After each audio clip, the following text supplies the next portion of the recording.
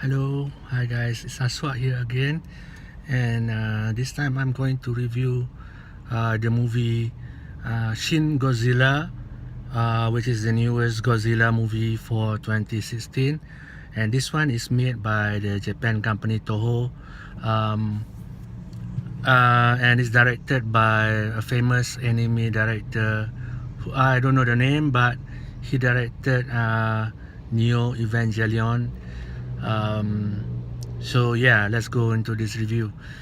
This movie will be released in America soon under the new name of Godzilla Resurgence, and but now it's basically they started to show in Japan, and then it came to Malaysia, so I got to watch it, and I have to say I like the movie, but it is as a I'm used to American movies, so I like it, but I think American audience will find it very different and uh, very slow.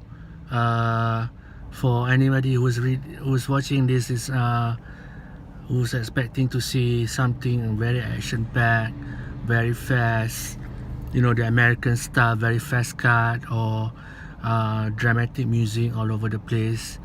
Um, like any Michael Bay or even the previous Godzilla, will find this movie a bit different, because this movie is really, to me, is the Japanese style of movie making that I have not seen for in a long time. Usually Japanese movie makers, they like to tell a story rather than trying to show some visual movie. So this movie have a lot of that approach of very slow telling a story, um, giving a background, and the monster Godzilla is basically is something is in the background, and even though the focus is of course the Godzilla monster, but the storyline is about how the people of Japan deal with this monster, and that is slow a bit. And I can because I have seen American movies that American viewers complain is too slow, but to me is okay, it's character building. But for a lot of American audience, they call it too slow. So I don't know how they will react to this, because this is very slow compared to a lot of American movies. But as a monster, as a traditional, it really looks go back to the original Godzilla movie. Even the soundtrack, which I find very interesting, the soundtrack for this film uses the original soundtrack for the original Godzilla, and that is amazing, because they didn't add in like new music, except for some part later on in the movie they add guitar works and stuff like that, but only small. But the majority of the conflict with the monster when it show up is a lot of the traditional soundtrack. At least that's what I read in the making of items, articles and stuff like that. So a very good Japanese movie. I think that in Japan this already a box office, but for American audience I don't know, because it is a bit different. But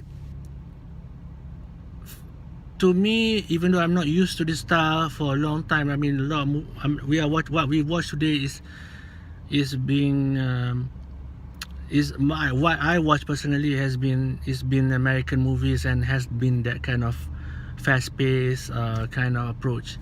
And so it took me a while to get used to it, because there were part of it I'm thinking like, whoa, this is slow, and then I think American audience will, this is slower than a lot of American movies that Americans say is slow.